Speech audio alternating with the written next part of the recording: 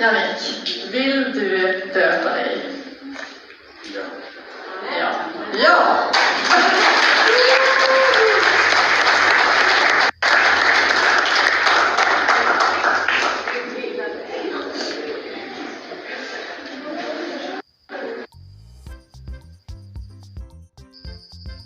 Mukunzi Yannick ukinira Sandviken IF yo mu cyiciro cya kabiri muri Suwede yabatijwe mu mezi menshi yakira Yesu nk'umwami n'umukiza w'ubugingo bwe.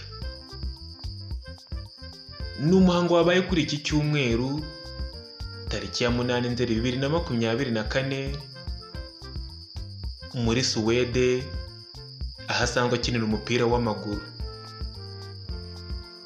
Ni mu mashusho mugenzi we Byiringiro Rage basanzwe bakinana yasangije abakunzi be ku rubuga rwa Instagram, aho yashyizeho ifoto n'akavideo kamwe bari kumusabira umugisha. Aha yagaragaje mukunzi Yannick ari mu mazi menshi amaze kubatizwa ndetse ari no ku ruhimbi ari akora indahiro yabugenewe. Ibi bibaye mu gihe uyu mukinnyi yagize ikibazo cy'imvune, imvune yo mu ivi ndetse inakomeye cyane izatuma amara amezi 3 adakina. Mukunzi Yannick amaze imyaka 5 muri Suwede, aho yageze agiye gukina mu ikipe ya Sandviken IF yari iri mu cyiciro cya gatatu mu mwaka wa 2019, ariko ubu akaba yaregejeje mu cyiciro cya kabiri. Uyu mukinnyi kandi ni umwe mu bakinnyi b'ikipe y'igihugu Amavubi. Yannick Mukunzi yavuze ku itariki 2 z'ukwa 10 1995 avukira mu mujyi wa Kigali mu gihugu cy'u Rwanda. Afite 1 m na santimetero 75. Amaze gukinira ibikombe 36, yatsinzemo ibitego 4. Ni umukinnyi w'intarumikwa uzwi cyane ndetse wagiye ukora byinshi mu Rwanda. Yanyuze mu makipe agiye atandukanye nk'ikipe ya APR FC, ikipe ya Rayon Sport, akaba ari gukina mu ikipe ya Sandviken. Guhera mu mwaka wa 2013 kugeza mu mwaka wa 2017 yakiniraga ikipe ya APR FC.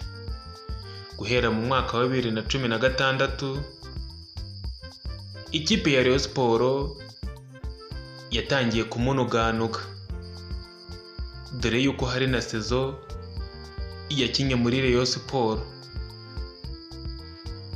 Guhera 2017 kugeza 2019 Mukunzi Yannick yabarizwaga mu ikipe ya Rayon Sport.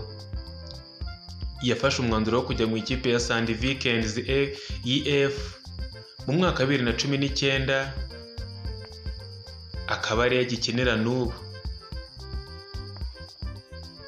Mukunzi Yannick ni umwe mu basore b'intarumikwa bakundwaga cyane n'igitsina gore, cyane ko bakundaga gukora top 10 iyo abahungu bakunzwe mu Rwanda. Uwo Mukunzi Yannick nawe akabazamo, dore ko bakundaga kuvuga abahanzi barimo Meddy, The Ben, Christopher, Andy Bumuntu, bakazanamo n'abakinnyi ba filime barimo Nick, bakazanamo n'umukinnyi ari we Mukunzi Yannick. Sabo gusa bavugaga ko bafite igikundiro, dore ko harimo n'abandi bagiye batandukanye, harimo nka Ayane Kagame, Jay Rwanda n'abandi bagiye batandukanye. Ubundi mu busanzwe Yannick Mukunzi yasezeranye mu mategeko na Iribagiza Joy mu mwaka wa 2019 bakaba banafitanye abana 2. Icyo gihe bakoreye ibirori bikomeye cyane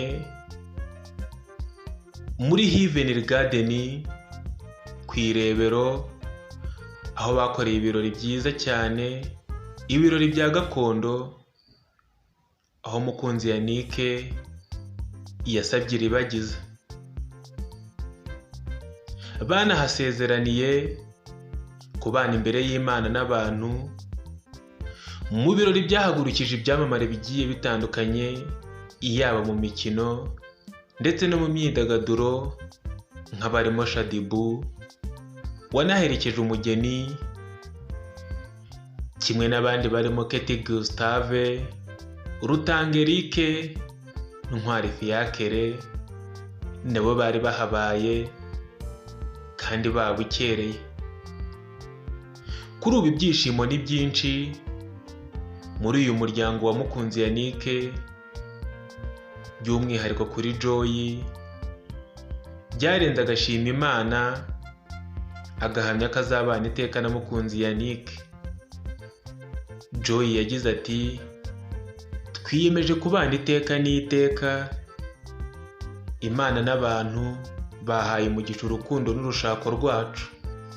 Ngibyo rero ibya Mukunzi Yannick wakiriye Yesu nk'umwami n'umukiza w'ubugingo bwe. Twamubwira ngo